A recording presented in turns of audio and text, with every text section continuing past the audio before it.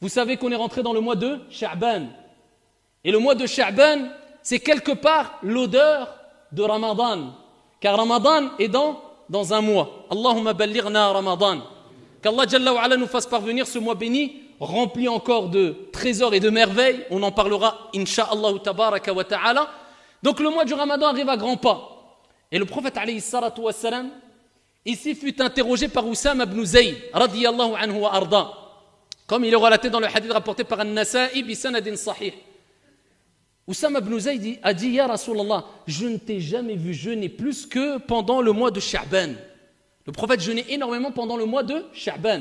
Et le prophète alayhi salatu wa salam a dit, c'est un mois auquel les gens sont beaucoup, ou vis-à-vis duquel les gens sont beaucoup négligents.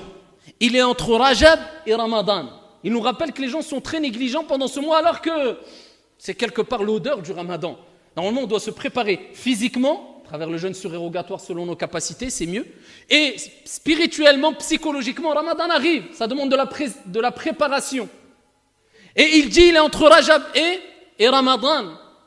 Et il dit, les œuvres sont présentées auprès d'Allah Azza wa Jal pendant le mois de Sha'ban et j'aime être en jeûne alors que mes actions sont présentées à Allah subhanahu wa ta'ala. Voilà pourquoi le prophète alayhi salatu wa salam multipliait les bonnes actions pendant Sha'ban et particulièrement as-siyam, le jeûne surérogatoire. Et dans un autre hadith, le prophète alayhi salatu wa salam a dit, la nuit de la moitié du mois de Sha'ban, donc la moitié de Sha'ban, la nuit de la moitié du mois de Sha'ban, Allah tabaraka wa ta'ala pardonne à tous ses serviteurs, sauf à celui qui est tombé dans le grand shirk, ou bien deux personnes qui sont en conflit, qui ne se parlent pas.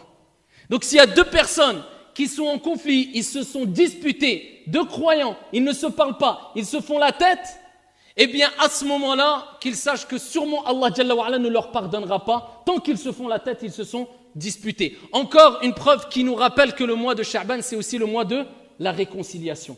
As-sulhu bayna an-nas, c'est quelque chose qui est demandé. Allez se réconcilier. La moitié de Sha'ban, Allah il te pardonne tout sauf si tu as un conflit avec quelqu'un. Et le meilleur, c'est celui qui fait le premier pas. Si tu as fait les causes, ou s'il y a une raison vraiment valable, shar'an, que tu t'éloignes d'une personne, ça c'est autre chose.